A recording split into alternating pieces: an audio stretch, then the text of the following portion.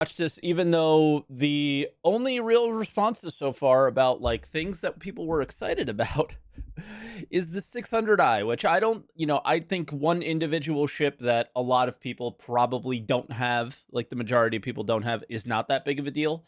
Obviously, it might be a big deal to some people. And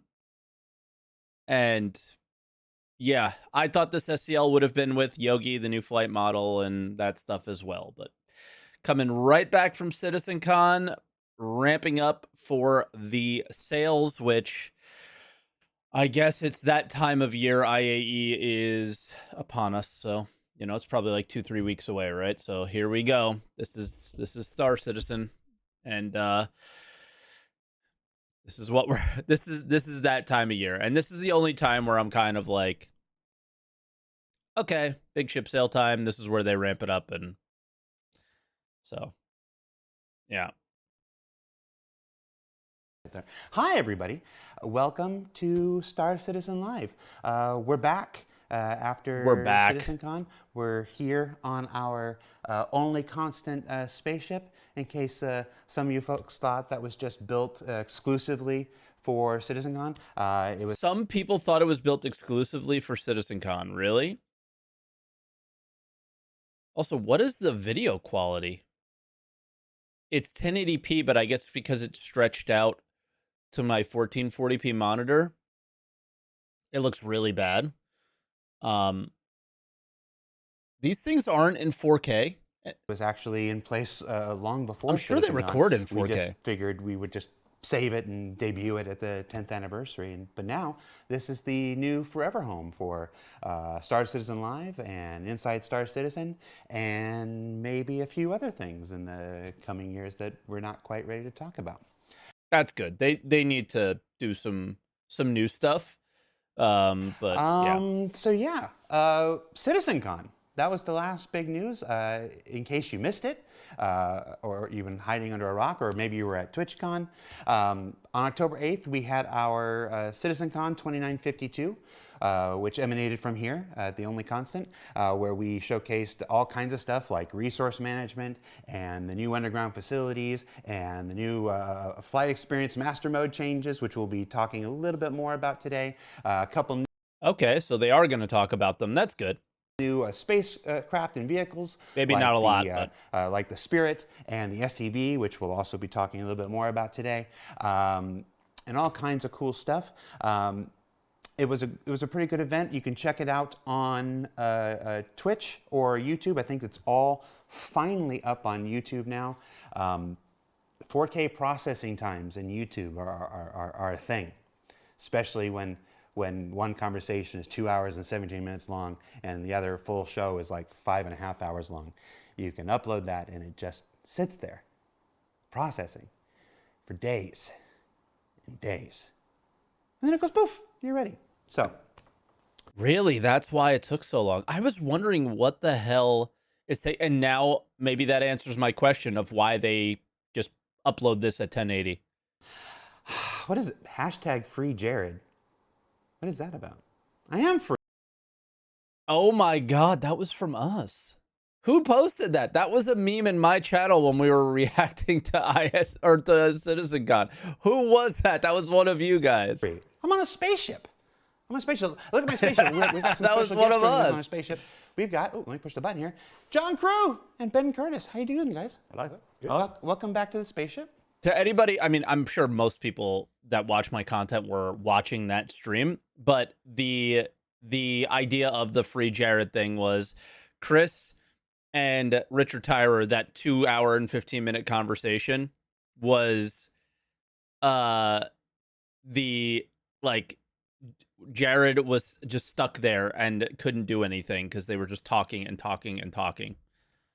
Yeah. You were some of the first to see it. It's been a long time since I first saw it. When did we film CitizenCon? That was the end of August? End of August. Yeah. End of August was when we were filming your stuff, yeah. So this is your first time back? Jesus Christ, the end of August they filmed? On your own under the spotlights this time. So. Yeah. With 20 people staring at you. Just. We've left the Pyro system and we're now parked at beautiful New Babbage. So yeah, at CitizenCon, you you had John's a couple not different, leaving. It's the other guy. You mixed John, him you were up. responsible as part of the vehicle team and for a couple presentations. But I want to start first talking about the new vehicles that debuted. The first one was the Spirit from Crusader. You've now had a chance to get that out there and get it out in Do you guys see this too? Like, the video quality is incredibly terrible. I'm like kind of concerned. front of people. What's the reception been like? It's been pretty good. I think everyone's been super excited. I think about what it. they A lot did was a lot of confusion over the stats. they uploaded their Twitch VOD. Hold my hands up. We made a mess of that. There was one of those beautiful storms of so many things that in isolation going wrong would have been caught, but because lots of things happened all at once. Yeah, it's a bit dark. They slipped through, but I think we've got them all sorted now. That it's all correct on the website. So I enjoyed it the weekend, going onto Reddit and looking at all the theory. I think this is their crafting of Twitch stream. What fits, what doesn't fit, what is the real size. I'm like, what is going on? Why is it like this? And I think, yeah, that was the same with me. I saw there was someone who put up a post of like, this just doesn't fit this size. And I'm like, I'm sure we fixed all of this in concept. This is like the first thing we do is make sure things are, the size we need them to be. And clearly something had gone wrong. yeah. Right off the bat, why another bomber? There are some members of the community out there who It's a get good very question. involved in the discussion about bombers Oh God. Oh no. and bombing and stuff like that. He's laughing. But so we're adding another a bomber right Adding now. more fuel to the fire. Just Why? like with a lot of Star Citizen things, we want to not just give you one choice. Like if you like bombers, you have the Hercules, and whilst that will have its other bomb option in the future, there was like a huge range on there, and we wanted to put something in the middle there. I can't stand this shit. They're like this is no knock on John and no knock on the ship guys. It's 100% a knock on everyone else. How are we delivering a ship that drops bombs and have only one situation where you use them? I guess it's not only. I guess you could do it at bunkers and destroy the turrets or something, right? But there are very few scenario, like there's no bombing mission, right? There's not go here, bomb this. There's not like, and we've had the C2 for a long time, and the things that and the turrets instantly respawn, of course, as you fly away, classic. But the idea for me is it's the ship guys can like do their concepts and they can like think that this is a cool thing that is going to work in Star Citizen, right? So you do one.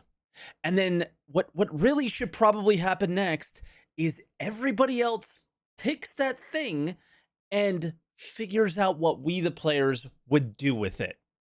And Jumptown, great scenario for the A2, obviously.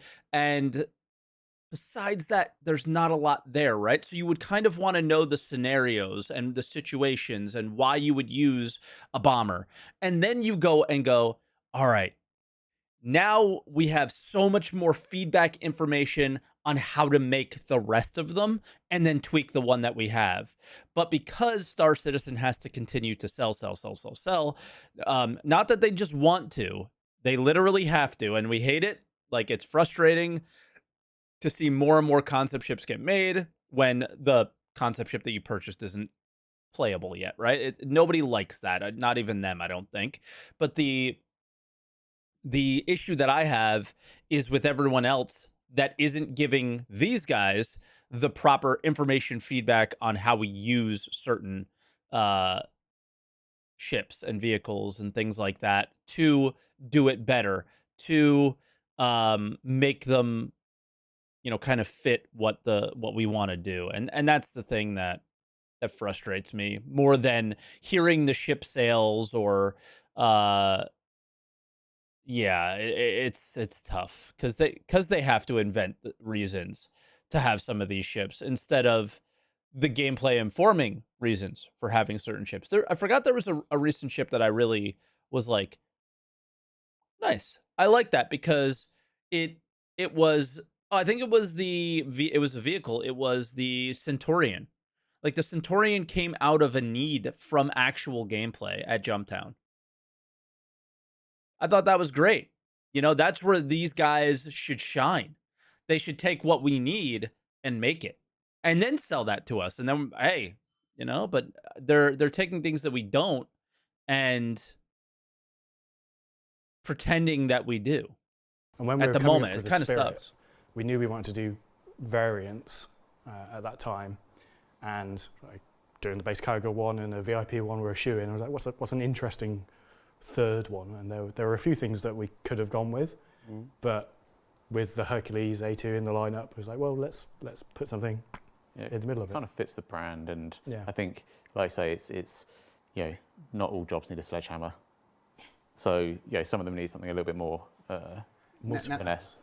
Now that said, like, we're what does having that a little even fun with the mean? bombing It's just the he's bombing an artist. discourse, but really though, I mean, like most systems in Star Citizen, bombing is not in its final stage. Like the bombing that's in the game right now, this is not the final design. This is not where it's going to end. This is not, oh yeah, that's done. And everything else is still a work in progress, but bombing is done. Like there's See, the E1 though is different because you know that they're working on those specific missions, and then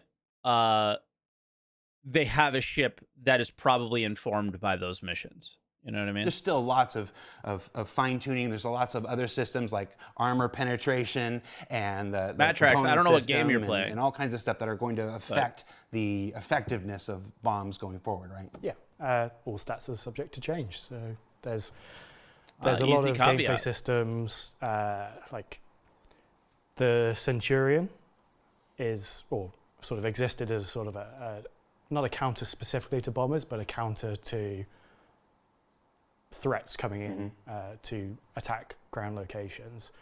And it sort of does okay at its job in some aspects. There's other things like the bombs themselves do actually have minimum arm distances and minimum safe ranges before they're supposed to activate to prevent some of the problems that are out there. And we were looking into it recently and found that technically it's one of these very programmery things that it does work.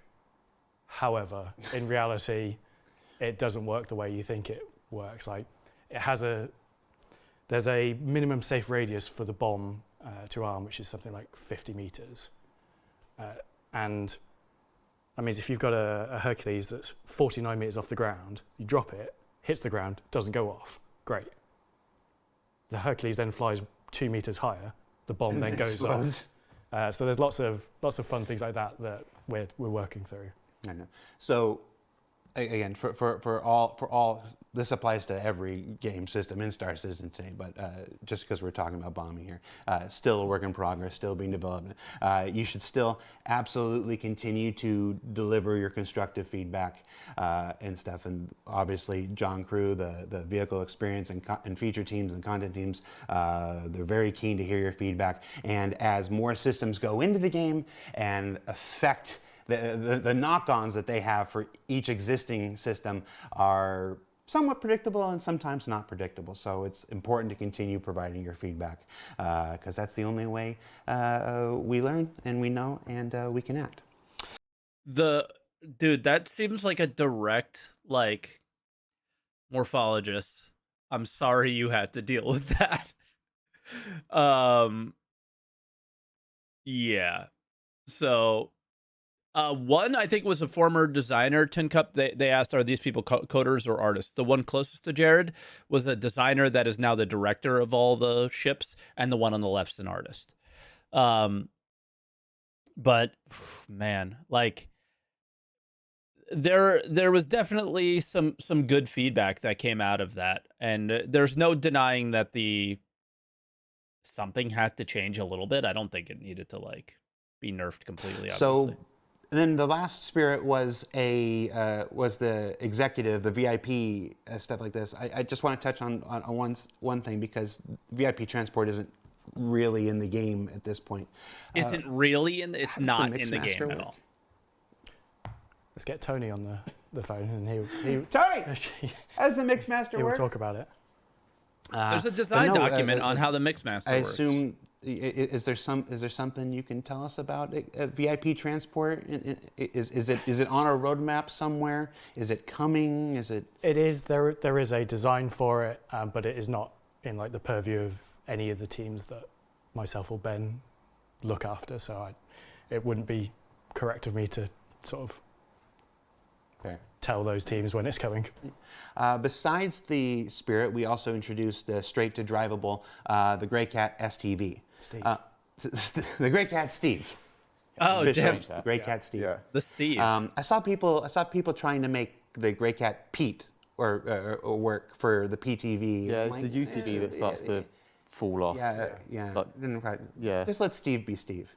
How's the reaction been to this thing? We happy with it so far? We happy with what people are out there doing To with be it? honest, the reaction was really good for it. We it's a cute little ground vehicle. There's not a lot not to like about it, but I think it kind of ticks the utility needs, it ticks the racing needs, and I think it's a good all-rounder, and I think it seems to have gone down really well. So very happy with it. Yeah. And Again, John, we touched on no this a real little design bit in around the using interstitials ground for vehicles CitizenCon, but for moving the ground people. speed changes and everything that came out around the same Yeah. time. It's like this. We're going to say Do this it a lot. again. Are these still in flux? Or is Yes. this the last ground speed changes No. we're going to see here? There will be more, as I mentioned in the interstitials, which I don't think they made the cut into the YouTube uploads. So unless you watch the full, You have to watch the full show. you have to yeah. watch the full show. To try and not redo it again in full. There is a new tyre handling and vehicle handling model coming, and we had redone the ground vehicles for that. But because of the way time works, and 318 didn't come out on the Evocati before 317.3 came, we had to very quickly at the last minute put an approximation of those speeds in the old model, just to sort of get the ball running, because This is the if worst we'd possible saved it, timeline.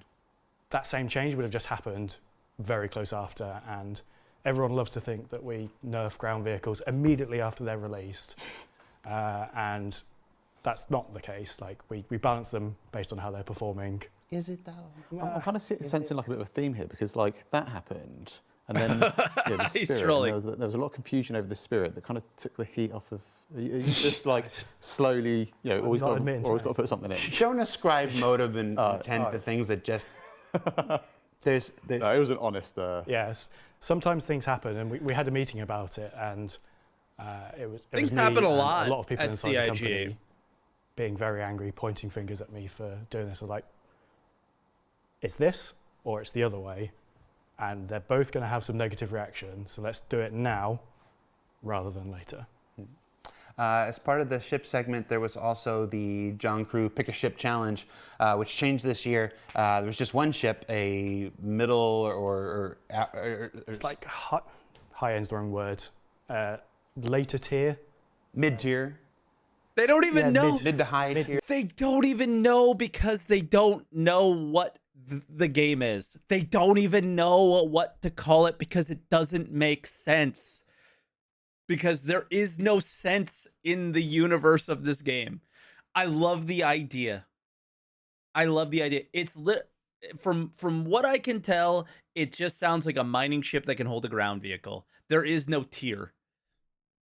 Mid to high Okay. tier. I'm sorry, they mining don't vehicle. even know. Mining It's vehicle. crazy. And there was the vote. I haven't actually seen it. Do we know who won the vote? RSI Drake. won. I think it was about 44%. Wait, Ben, why are you shaking your head, Ben? Why are you shaking your head at RSI? Because it should have been Argo. Why should it have been All Argo? Ben's alt accounts did not. Everyone swing. likes Ben. Argo ships. Does Ben like I Argo like ships? Argo ships. Ben likes Argo ships? Yeah, they're orange. Ben likes orange. So now you've got to begin the process. All of Ben's clothes are black. All of Ben's house so far that we've seen, like, his little background, his thing, not very colorful. But he loves orange. Okay. process of Yeah. designing a new mid to high mining vehicle in the RSI style. Where does this conversation start? Like all things, it starts with a design brief, and that's actually sat on my desk back in the office. So when I'm finished here, gonna give it my sign off, and then pass it around through the design leads and Chris to give it the final sign off, and then that's where Ben Yeah, and then it comes his team over to will us. jump in. And, this will be, I guess, or will be one of the ships that I'll be running. The from design brief concept should be before forward, you whereas choose Up until now, it's always been, running the production after the concept process. Whereas, all the new ships at the moment are going to be from concept forward. So it'll be a nice learning curve. Make sure we learn from some of the issues we've had with making sure things are correctly documented from the start. And we haven't had an RSI a ship in a while. I think the last one was maybe the Apollo. Somebody's going to be like, that's not the last ship. But What was the last RSI ship? Scorpius? Okay. Yeah, but So- yeah, for me, I've only worked on the little RSI stuff, none of the big stuff. So it's going to be.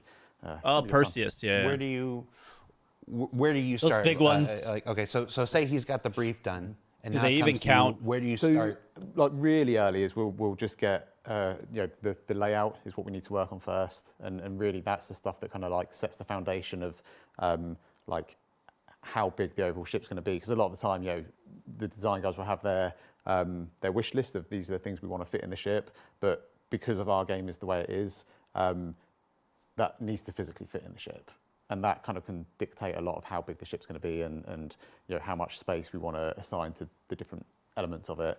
And then once we've kind of got the floor plan down and the rough idea, it then goes into the art style, looking at all of our kind of like library of RSI stuff, looking at the bits that Lots of struts. all the struts. Struts, the all weird angles, kind of all the- angles. yeah, lots of nice sharp angles in it. But yeah, just Wait, no struts? And the thing with all of our stuff is there's a timeline to our game as well as our manufacturers. Right. So it might be we've got to decide where it sits on the timeline of RSI itself, Right. and when its release date is. And Thank you for bringing that up, because one of my big bugaboos, the things that I'm going to go to my camera for this. One of the things that always gets me is this idea that manufacturers can only look a certain way. I mean, you look at Ford. They need to do over more the of course this. of 60 years, and Yep. Ford has Less changed struts. dramatically. You look at the Ford Mustang, not just the manufacturer, but a specific model of vehicle, and it has gone through some dramatic changes over 60 years. Oh, Our was ship it a joke? manufacturers have been around for I just woke up. 100, 200, 300 years. So there's got to be some real division in even within the manufacturers. I mean, is it possible? I mean, don't Sorry, I'm trying to give get me the false hope here, Ben. But is it possible we might full stream see back. an RSI that isn't so angular or doesn't have the struts? I think it still needs to have its core elements and angles and struts, RSI. It's fine. Angles for sure. You like Argo so much. I do like- maybe They've you know, got move some of crash the Argo bars. stuff into RSI. a Yeah. little Oh bit. yeah. Well, we could have the struts and the crash barriers. struts, and but on the outside. protection. Yeah. It's good. Yeah. I like it. Yeah, Aegis is a great example of that, because back when the project first started, Aegis were, I think, a dead manufacturer. Really? Like the Gladius and Retaliator were like the last of their lineup. I think they'd lost, narrative people are going to be screaming at me now. I think they'd lost all the recent UE military contracts to Anvil. So they'd essentially gone out of business or similar. And now, But because this is a game and things can change, when Foundry 42, as it was back then, came on and we made those ships, Chris loved them so much that we were like, let's do some more Aegis ships. So the brand came back from the dead, and then you've got old Aegis, then you've got new Aegis like the Eclipse and the Sabre. Yeah. And then you see it in the real world. Manufacturers take cues from other manufacturers. Remember when that new Mustang came out, and then you saw Dodge, or well, I think it was like maybe the Dodge Challenger first, that new Challenger, and then you started seeing all of these cars all adopt a very similar Yeah, shape the language, you know, retro. even from other I manufacturers. love the way your reference points is like Mustangs and Challengers, whereas mine's like American. Fiestas and Escorts. They're like, Skodas. yeah. Well, no, I was a Ford guy, but we just got different Fords over here. And then also at Citizen we talked about We have those master Fords modes. too. Yes. The master modes are the big, the big change to the flight experience that are being developed and tested in Squadron 42 now. We had originally hoped to have Rich Towler here to talk about that stuff, so we won't be touching too much on it. We'll be sure we have him on the show soon. Okay, so Richard Towler was supposed to be there, but it was FP1 of Formula One. He can't miss that. Come on. Going up, but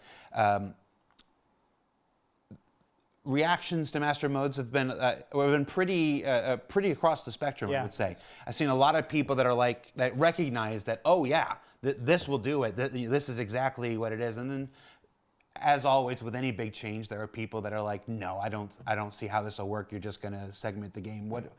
We knew this was going to happen. Yes. Yeah. With the change of this scale. We knew that different Rich this action was going to happen, and there was only so much we could put into that CitizenCon presentation. I think the guys did a great job of getting the basics out there, but we couldn't cover everything. So there was lots of questions about, hey, is my cargo ship just going to get ganked all the time now, or what happens to racing? And those are The all answer is yes. Yeah, 100% ganked, and we knew those questions would come up. We just didn't have time to expand upon it in that piece. So when Rich and the team get a chance to do it again, like I say, it was supposed to be today, but sickness and holidays fought against us. We'll go over what the plans for those are, because it's their pet project that they've been working on for a long time, and it should really be them that gets to explain it in depth. Yeah, I agree. And it sucks that we don't hear about it right now, but it has to be immediately. Like, this has to happen as soon as possible. We got a little bit more time with you before we let you go. An hour with those guys Ben, is important. I understand. One of the questions that we get. I feel like I'm in trouble. Here, well, it's not necessarily just you. Okay. It's for both of you. One of the questions that we get pretty regularly, anytime we have the ship folks on, is, what can you tell me about the 600i rework? Is now my time? It's that 600i. I guess let's just be realistic about it. It fell short. It fell short of a lot of the expectations for some people. A lot of empty space and stuff like this, which happens during production. I mean, I'm sitting here, I'm talking to Ben here, and I'm saying this right now, and he's just like, no, he's like mad dog. He's like, no, it was. I didn't work on the 600. It's fine. He didn't.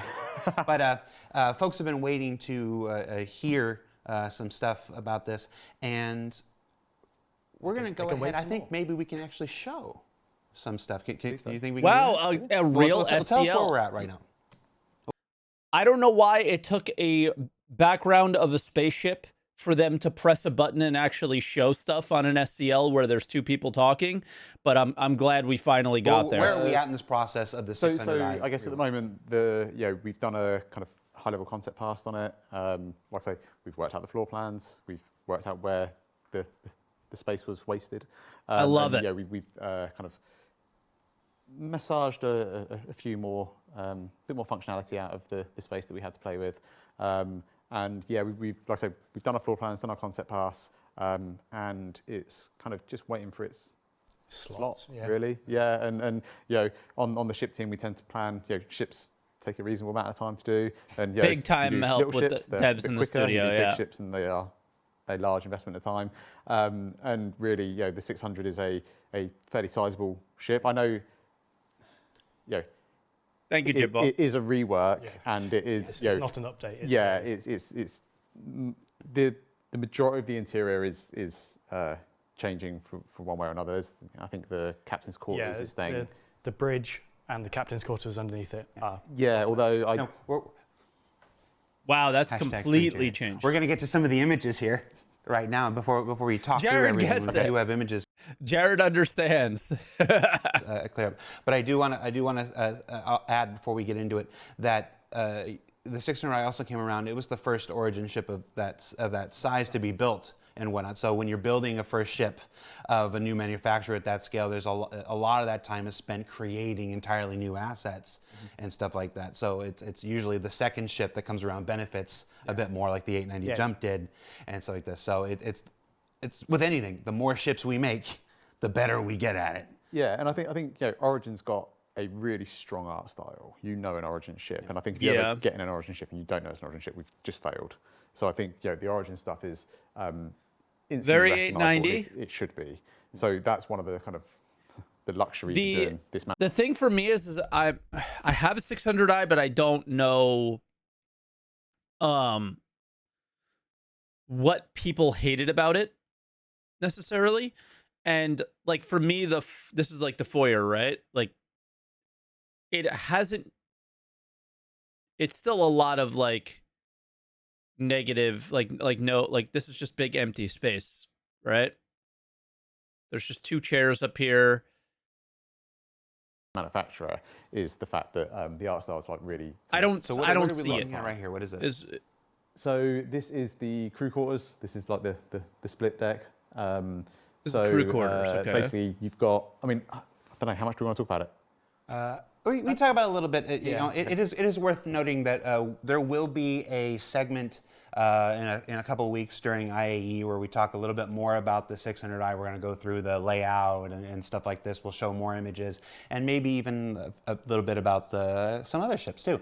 But we had these guys here and we thought we'd just do a teaser. So we're gonna cover a couple images here and then we'll come back for the bigger it looks look in more a in few line with weeks. the 890, So but feel free to people had like try. talk about the serious overall issues layout. with the 600i, Without right? spoiling the future thing, just to say layout-wise, currently the 600i, the middle section is the module that changed. Yeah.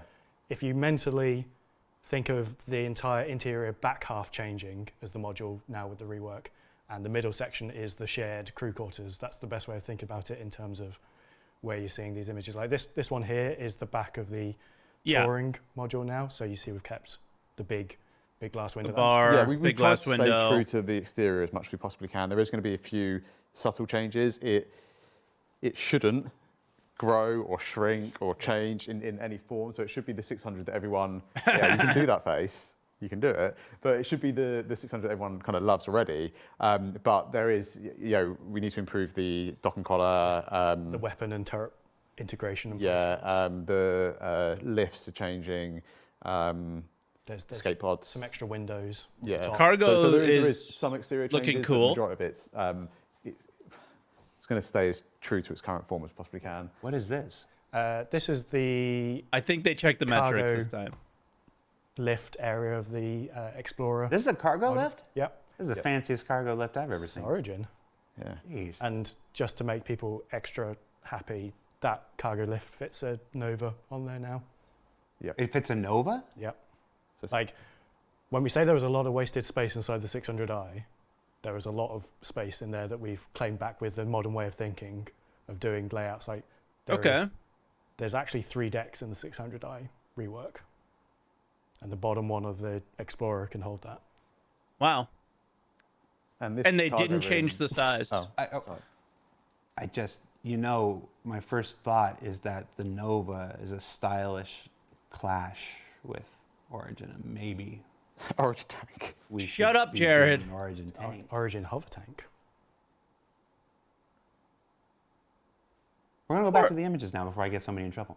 Or like a big So we got Origin. Got the cargo something, lift. You can kind of see in this. There's actually a few interior lifts as well to allow you to kind of move cargo. Yeah, like a up tour through bus. the Yeah. ship, because there's other areas of the ship that allow us to store cargo as well. Yeah, the big cargo lift at, I guess, the middle of that picture only goes to the outside, and then the one closer to you goes between the. You know what's funny? The Montreal team just did the derelict Origin 600i, did they not? And it's like the old version. decks. This is more shot from the other angle. Yeah, It reverse does kind angle of look that like a one. hockey rink. Again, this is all concept. None of this is in production yet. Yeah, we haven't started on the 600 production-wise, just to be completely. Okay, look at the camera and say that. Hold on. There. Which this camera? We have not started on the 600i rework yet. This is just concept. Just concept. Just concept. And this was me wondering about an origin tank. That is not how things get made here. People don't go to like Reddit and be like, they confirmed this. we've This got was enough work at the literally moment. a random idea that I had in my head right now, and they don't listen to me for anything. Otherwise, we'd have a whole lot. We'd have that jalopy by now. Where's my jalopy, Stop John? bringing up the Where's jalopy. my jalopy? It's not going to happen. See, they don't listen to me. Don't talk to him about the So what is this room? This is the armory. Yep. So this is sort of top deck of the Explorer Yes. version. Yeah, and there's again decent amount of size, so each crew should have multiple suit locker space, multiple weapon racks. It's it's well decked out for Big moon roof. yes, And then this looks like this. just alternative. We can't decide on what colour we want it. Gotcha. No Is the interior armory in both tinting yet. versions? Could one of these No, be it's, like? it's only in the Explorer. Gotcha. What's the executive version? Is that an Explorer? Yeah.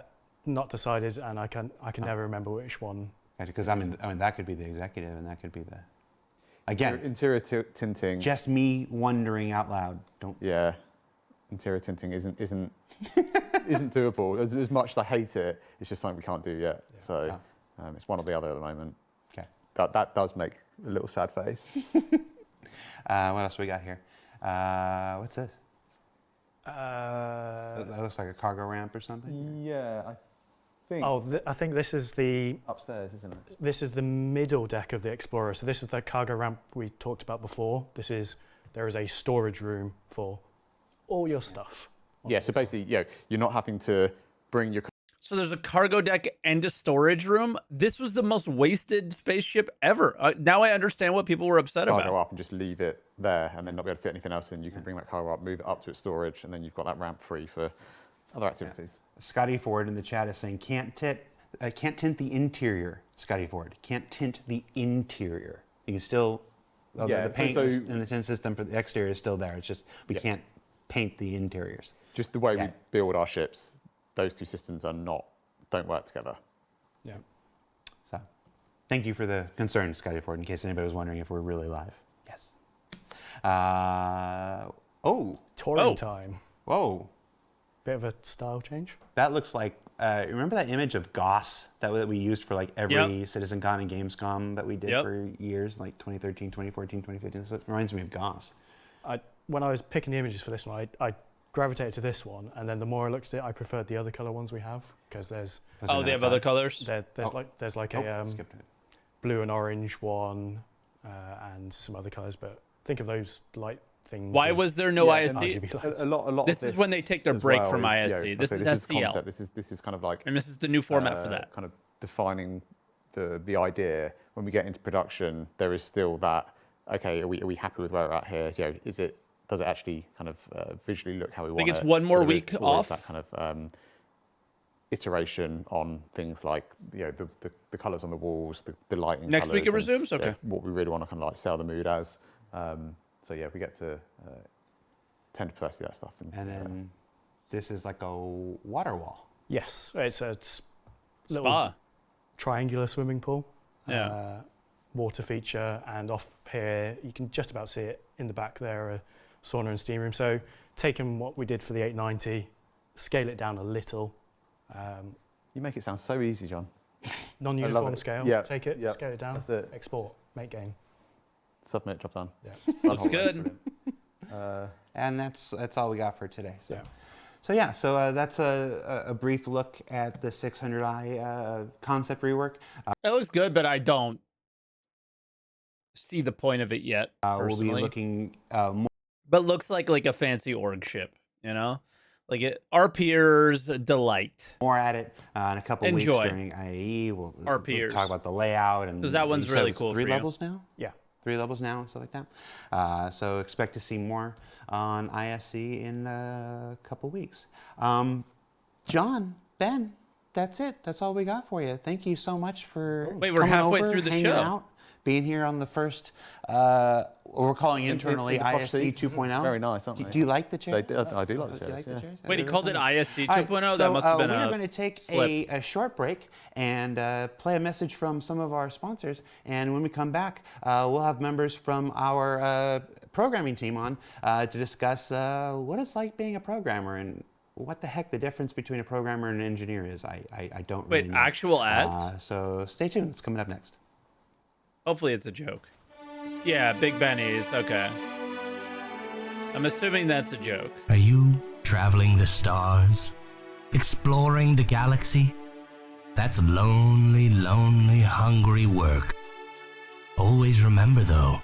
So still integrating like fan-made stuff or bringing back, I should say, the fan-made stuff into the show is kind of cool. As much as Big Benny's some of with you may cringe or be Big Benny stupid, always I has think your that that's back. a good thing. Big Benny. Eat his food.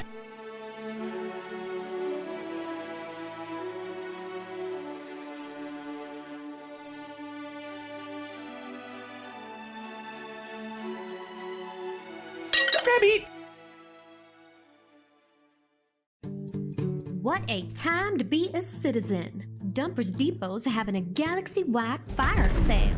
Forget about that Olympus Principal Health Insurance when you can get this Basilisk Rampart Shield Jenny for only $25,999. You'll feel so safe you could go for a family vacation in the Pyro system. And who needs jump points when you can get these Waytech XL1 Quantum Drives for only $49,999? Only at Dumpers $49,999. Depot. I've never heard anybody These say deals are that. so good, the Nine Tails will stop blockading stations and start some honest trading.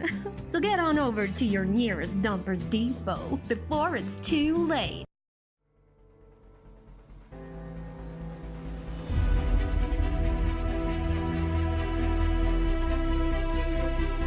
I will say that this is this may get old quick, but because you might see the same ads. Us org recruitment? Holy shit.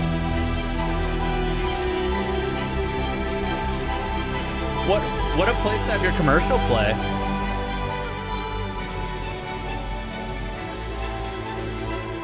$30K recruitment video when? Fuck, dude, when I can get in game and feel like I'm having fun again.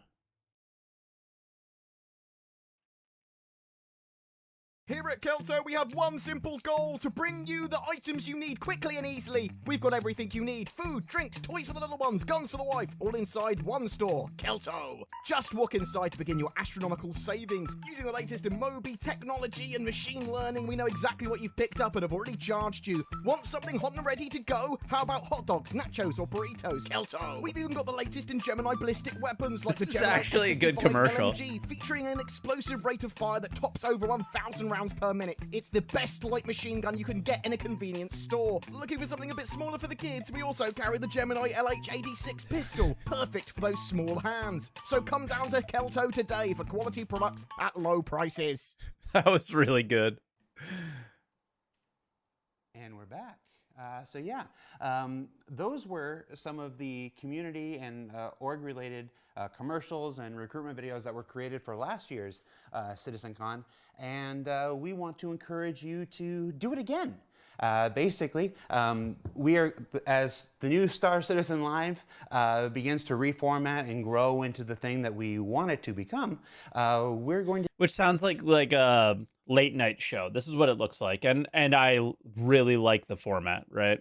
Need I think it's good. Little bits like that to stick in there while we do scene changes and set changes and stuff. Plus, we just want to get back to involving as much of the community and community content as we can.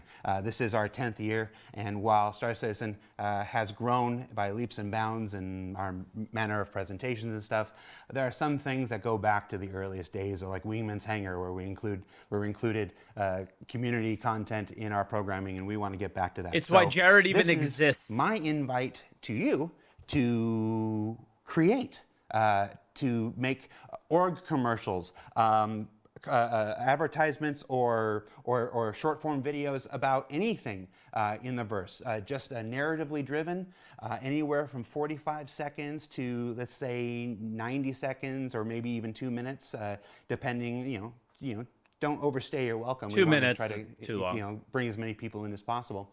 But yeah, and submit them to the Community Hub. And then we'll be able to see them, and other people will be able to vote on them and vote them up. If you didn't know, there's a brand new Community Hub that you can access at the robertspaceindustriescom website. But you put that stuff up there, and who knows, maybe it'll be showcased here in Star Citizen Live each and every week. Now, our second feature of the day is a bit about the life of a programmer. And joining us on the show are three members from our Manchester office of programmers. What team are This dude did the looting. And it was so frustrating because he was like, here we go. We have this amazing system. And now the designers have to do the work. And I was just like, fuck. you on? It's the EUPU. EUPU team.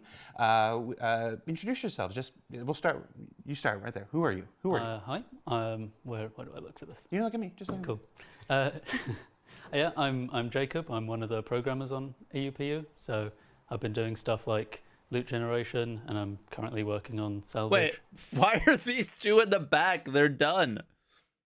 You've also worked on like the room system and harvestables. Yeah. I'm one of the maintainers of those things as well. So yeah. How long have you been with the company now? And he has a Nearly gun? 2 years now. 2 years, and you've already done harvestables. Yeah. Room system, harvestables, loot, salvage. Yeah. Yarrow, All of it. Who are you? The What do whole you do? fucking game. I'm Yarrow. I'm a bit less than Jacob. I've been doing laser trip mines. I've been doing some of the mining gadget work, actually after Guillermo worked on it before. And now it's all resource network, so life support and gravity, all that fun stuff. Nice. For the last Just fun stuff like half year. life support and gravity. Yeah. Just some small fundamental systems that will change life as we know it in the verse. Just like quick tiny features. Okay. And Guillermo, who are you and what do you do? Hi, well, I'm Guillermo, and I'm a gameplay programmer here. And yeah, I do a bunch of stuff, mostly mining these days, but I'm also the owner for the resource network feature. He's very Yes, Spanish. I also worked on stuff like the mining gadgets and harvestables and stuff like that. Go ahead and, scoot a little bit to your right. We only got two chairs. We only got two chairs, and we didn't want to leave Guillermo out. So we're on our first show. We're already calling an audible here to see if we can't get a third person. Hi, Guillermo, back there. We'll promise you'll get one of the comfy chairs next time. So let's talk about. Oh, they're so the life of a nervous. programmer, and start with the simplest thing. What is a programmer? What does a programmer do in video games? Imagine you're at like a picnic or something. Can you blame him? with No, your I would be family, and too. Your It's mom brings her crazy. best friend over, and she's like, "Yarrow, honey, tell Aunt Baru what it is that you do." Like, how do you explain what the heck a programmer does? Well, trying to explain it to your granny is always a bad idea because they're not going to be interested. Yeah, what we do is basically we turn the designer's ideas into something that will actually work in the engine. Often what we do is we make the tools that then the level and content designers use to create the gameplay. All right, Yarrow, Guillermo, Yep. you want to add to that? Yeah, I guess Thorsten comes up with idea. He sends me a GDD. I then look at it, and then we kind of translate it into code and tasks, and then do the tasks, and yeah, just combining the code. They just make it sound simple. And how about you, Guillermo? Yeah, well, I will add also that depending on the feature, a lot of the times we will also be doing a bit of the initial He's so nervous, but he's already been on camera and done like a great job and has done really cool stuff. UI work or a bit of the initial design GDD work is game because, design doc. Thank you. we need to actually test the features before we give them back. So you end up doing a bit of everything, honestly. So you mentioned designers, but it's also artists and everything. It's everybody. They come up with these ideas. These are the most important people. Yeah, these are some of the most important people. And the thing is like they've kind of done their end. Design maybe, and like the people who make the actual content, not so much is how it's felt so far with SC. Like when looting came out, they like I just remember him saying like all the options we could have for looting, all the down to the finest detail they could make changes into the loot table, and it hasn't really come to fruition as much. I think the only team that really took that by the reins was Montreal. want to do this. Or And we more wanna do recently, the this. Halloween event. And then it comes to programmers to actually be like, all right, we'll figure out a way to do that. Is that about right? Often our job is to crush the designer's dreams because they want to do all this, and we tell them, no, you can do only this. Right. We've literally got a director of design and a director of art sitting behind you here. They're not mites, so they can't talk back. Is there anything you want to tell them? Great job. Stop asking for crazy crap. No, I mean, I think it's more about adjusting what designers like together with code so that it kind of functions together, so you don't end up making like a specific feature for one tiny thing. If it can be a bit more generic and kind of suit more things, so that we don't do repeat code all the time, because obviously nobody wants to write a lot of code and then it just gets trashed because the new feature, incorporates. Okay. I know that when the big John has a gun, topics choose in words wisely. 318 True. right now is persistent entity streaming, PES, and so there's this foundational change to everything in Star Citizen. I know maybe it doesn't necessarily affect design a whole lot, although it does because things will work differently. And art, they're just Ben's over there like PES, what? It doesn't affect me at all. But I imagine you guys are on the front lines. Like this is the PES is what really is. It's got to be wrecking havoc with your stuff. And yeah, what's this like? Am I wrong? Am I right? No, you're absolutely right that a lot of the gameplay teams are now having to rethink their code to make it properly compatible with PS. I mean, a lot of it works, but a lot of it needs just some tweaks, some improvements. So yeah, one of the largest give an tasks example on us at the moment is to reevaluate all of our existing systems and make sure that they're up to date with the latest tech. I'm getting a message here. It literally says, the guy with the curly blonde hair is a twin for UFC fighter Paddy Pimblett. Unfortunately, I don't train yet MMA yet. No? I might start. I mean, clearly. Yeah, you got the looks. Yeah. So with I the don't work I don't on- watch on- MMA. on I don't PS, know. Right now, I know you're doing a lot of work, actually, I may have mixed that up. You're doing a lot of work for hull scraping. Yes. For hull scraping, and is how's that going? Are we there? Is it done? Are you just coasting until 318 comes out? Definitely not. There's still stuff to do, but we're at a really good point at the moment. It's mainly kind of putting the finishing touches on and bug fixing. Yeah. Okay. Yarrow, I know we talked about when I came by your desk the other day, you were looking at some old resource management prototypes that Calyx had made back in the LA studio, years ago. Why were you looking at old stuff from the past? Cool. It's cool. It's just like I feel like possibilities for like resource network and incorporating like different types of distraction. We're also like talking with Guillermo about that. Like there's a lots of gameplay opportunities, and like I feel like that's also to add to what does programmer do. We kind of also come up with ideas and then go to Thorsten like, oh, maybe we should try something new. Now, that's cool because they are the one doing the programming. They could figure out a cool way to do programming and actually change like gameplay design. I was walking by your desk. So this was a prototype. Yeah. So prototypes get made internally all the time. Calyx had made this one like a year and a half ago, and it was a very robust. It was to repair a vending machine. Is that what it was? It was like a whole vending machine simulator basically with like lots of parts you could pick apart and then like some fuses, whatever. Instinga, thank you. Yeah, then you need to translate it into the game with like, networking and all that, and that's obviously like way more work on top of that. And his job was to basically make the most complex vending machine, possible within the game, with smaller subcomponents and everything, just to see how far you can push a prototype. But now, what you're doing, and I want to talk about this because this Baby hammer. This happens to everything here.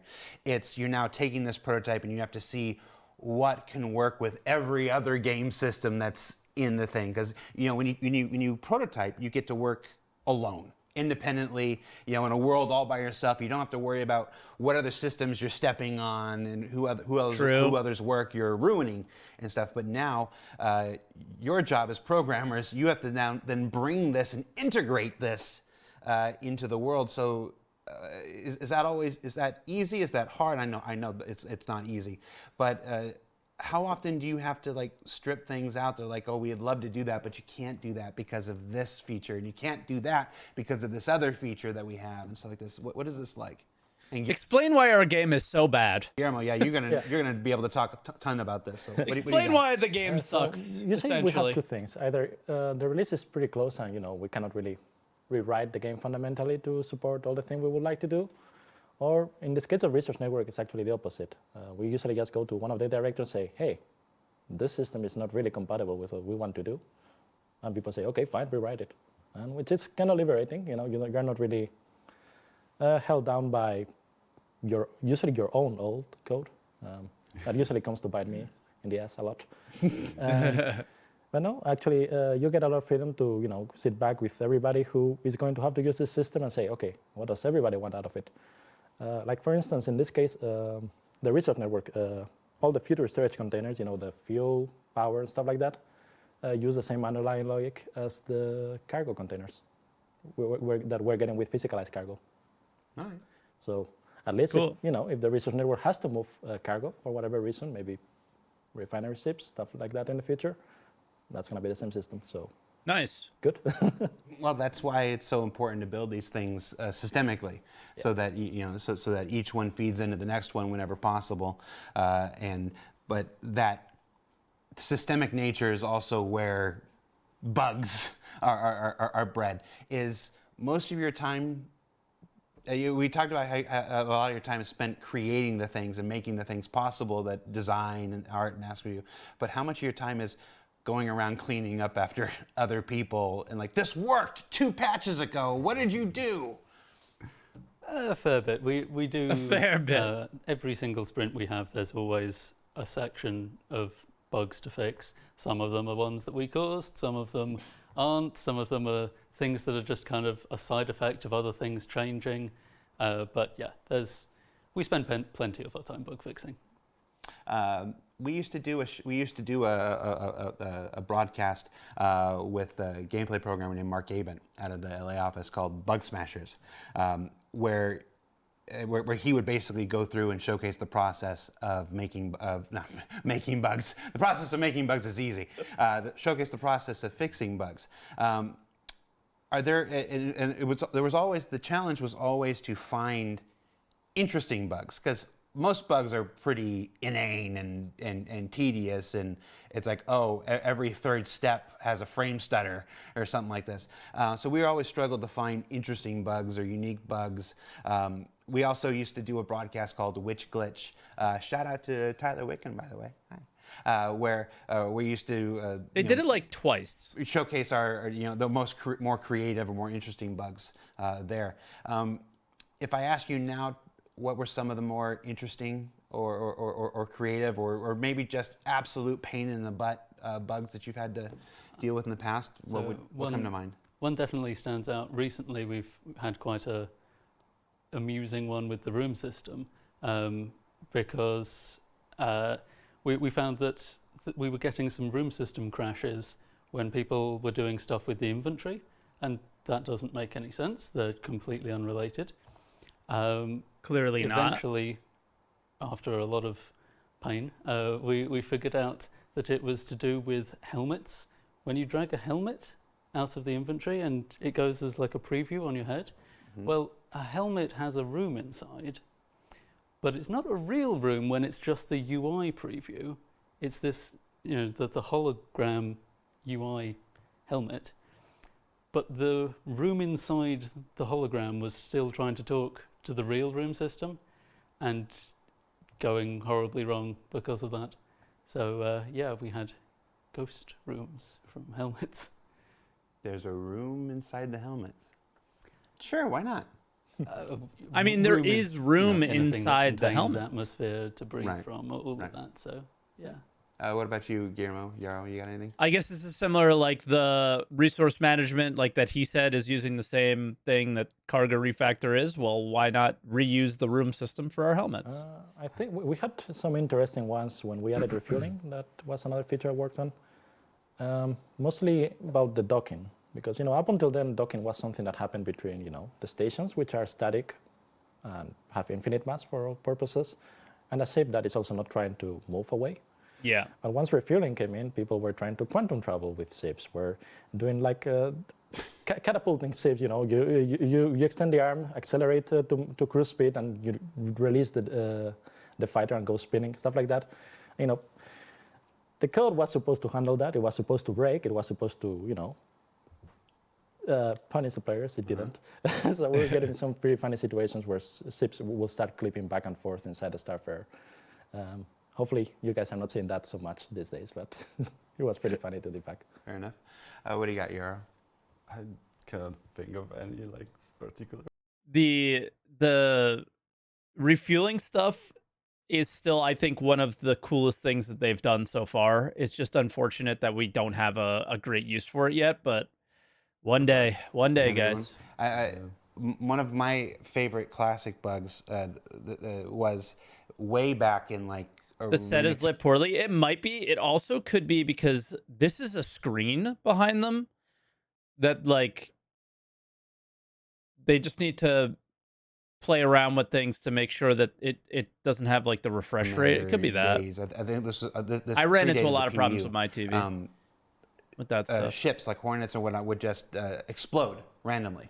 And it's sometimes I've heard it would this story explode after before. 2 minutes of flight. Sometimes it would explode after 8 minutes of flight, and it was so hard to try to replicate it. Some people could fly forever and be fine, and it was on a Hornet, if I remember correctly. I reserve the right to be wrong about this, but I'm pretty sure it was a Hornet. Maybe John Crew might remember this when I get to it. But eventually, what they determined was the old flight suit had a flashlight that hung. Yes, he's not John Crew's nodding in the background right now. The old flight suit had a flashlight that hung on the belt, and because of the physicalized nature of the thing, when you were doing certain moves, hitting certain G's, the flashlight was binging the side of the ship for 1 point of damage, 1 point of damage, 1 point of damage, until eventually the ship exploded. And there was no predicting it. There was no, it was impossible to track because everybody flies different and pulls different moves and stuff like that. So that was my. So get rid of the flashlight is basically what they did, right? Holy crap! These things can come from anywhere, even from a stupid flashlight. I think we still have that one, but for mining ships, the mining consumables that you can put on the heads tended to detach without inheriting the speed too. So if you are cruising through the Yellow asteroid belt after mining a rock, and suddenly one of your modifiers expires and tries to detach itself from the ship, you would suddenly have had a collision 1,000 meters per second, and yeah. I'm really sorry for all the mining players out there. Look directly into this camera right here. There you go, and apologize to the players. Sorry. We need to add a zoom. By the way, for folks who have noticed things like some soft focus issues and things, we're still working out with the number of cameras and stuff. Oh, like this. okay, cool. We will. This is I our noticed first early, time, filming a live show in the spaceship with this crew and this set. The CitizenCon was a different group, stuff like this. So bear with us while we work out the kinks and whatnot. Hopefully, just like our spaceships, we'll get better the more and more we do about these. So you guys also, this week has been this week and last week, was it this week and last week? I don't know, recently, in the last week or and a half, we've started moving into the office. The new Manchester office here at the Goods Yard has opened up. You were some of the very first tenants to come in. Talk to me, what's that experience been like? It's been pretty great. For me, I was working remote ever since I joined. I hadn't been to the Wilmslow office either. Oh, so wow. It's great to get in and finally actually meet everyone. Oh, that's right, because you were hired in during the pandemic. So Yeah, That's crazy. Yep, I joined during the pandemic and I've been remote the whole time. So yeah, now I get to actually meet everyone and chat and see people who I've only seen in Teams. the 3D freaks you out, right? Because you get used to people being 2D and flat, and there are people that And I've the had amount of stuff hours that they got conversations done, with, and I see them for the these first time guys in 3D, and I'm like, I particular, don't know who they are. during the And they're pandemic like, is pretty "Dude, wild. it's me, William," and I'm like, I just didn't expect your face to come out like this. It's weird. Yarrow, Guillermo, you enjoying your time? What in a the new weird office? concept. What's your favorite thing about the new office so far? Yeah, I feel like it's way easier to kind of like have those small chats when, you know, I have a bug or something, and like I wouldn't normally write a Teams message because it's like, you know, just whatever thing. But like if Guillermo's sitting right next to me, it's easier to just be like, yeah, okay, what do you think about that? And I feel like it kind of speeds up stuff on some things. Yeah, you get a lot of that kind of collaboration. I think now it's Yeah, really I easy think to it go, speeds up like, everything. Like I'm gonna say I don't like meetings. Maybe there's somebody in the audience who likes meetings. I'm sorry for them. But Nobody likes meetings. on the other hand, you know, talking to people, just going to them and talking as long as they are not in the middle of something more important, works for solving a lot of the small issues we have. You know, figuring out a bug, understanding exactly what they mean with one of their messages that they left on Jira or on Teams. Things like that. I think being in person works better for me at least. It was faster. Yeah. Guillermo, I don't like meetings. The shot right there, just screenshot that and zoom in, and you can meme that underneath. So, gentlemen, that's it. That's your first Star Citizen Live in person. Anyway, we've done the Zoom ones. What do you think? You like it better in person than? Oh yeah, Zoom? very much. It's Comfy chair. It is a comfy chair. Guillermo, again, I promise we'll get you in the comfy chair next time. We'll make somebody else sit behind. So yeah, let's go to this camera here. Thanks for watching, everybody. That's been Star Citizen Live. Don't forget that the Halloween promotion, there's a couple of different Halloween promotions and contests and things going on right now. You can jump into the universe and for your chance to loot a couple cool Halloween-themed spooky helmets and stuff. And then I think there's a number of social media things going online. You can check out the robertsspaceindustries.com website for details, or the Star Citizen socials on Twitter, Instagram, and if I'm not mistaken, there's even a TikTok now. I haven't checked it out, but I did get a message just the other day asking me about, pitching me on an idea to participate with the Star Citizen TikTok. Uh-oh. And I think I like bad ideas just enough that I might actually do that. So yeah, so we'll see how that pans out. Inside Star Citizen, names, returns next week. We've got a look at the planning stages for the new underground facilities that you saw revealed at CitizenCon. They have But we saw the planning stages at CitizenCon. directly into production, and we're going to be talking okay, it's moved directly into production. To John Griffiths, and he's going to take us through basically a look at It's just how gonna we be art plan again. out the scope of work for a new feature or a location. It's a kind of development story we haven't told before, and I'm excited to development jump into story that. we haven't And then, told before. I can't our own wait. friend Sylvan from the engine team, he's going to talk all about the Gen 12 improvements that are coming to Star Citizen with Alpha 318 and beyond. So that's Inside Star Citizen on Thursday of next week, and then we'll be right back here. Who knows what'll happen? We're still figuring this one out, but rest assured, But the Gen we'll 12 see if we stuff can't sounds work out cool. some of the focus issues and everything. So for everybody here, we'll go to the big thing here. For everybody here at Star Citizen, thank you for watching, and we'll see you next week, everybody. Take care. Bye. Bye. Why does everybody wave like this in that studio now? The moment they got into that fucking spaceship, they turned into cartoon characters. I don't know what it is. They all just wave. It's so funny. But yeah, I'm not necessarily looking forward to the first ISC back from CitizenCon. It is what it is, though. Gen 12 does sound interesting because I think that they have to move. I can't remember the steps in the process, but I think it was like move past Gen 12 and then it goes into Vulkan, which would help improve like GPU stuff, right? So we could start seeing like what our graphics cards can really do, kind of thing. with Star Citizen, and a lot of the Gen 12 improvements will help just general performance and all that stuff. So all of it is important. I think the underground facility stuff is something that I'm most interested in, but I'm not necessarily most interested in it from a visual and art perspective. I'm really kind of curious how they're going to make that like interesting gameplay, right? It's so many like huge spaces, and if we're just doing kill quests and picking up cargo, it feels like it won't do that space justice, is essentially how I feel about that. So in those huge spaces, how are we going to push the gameplay and make it like really exciting and really interesting? It's one of the big dilemmas that I think Star Citizen has, is they've made these like incredibly big and beautiful and cool looking spaces, and then the gameplay hasn't quite lived up to those locations, right? In almost every way up to this point. But yeah, we'll have to see it.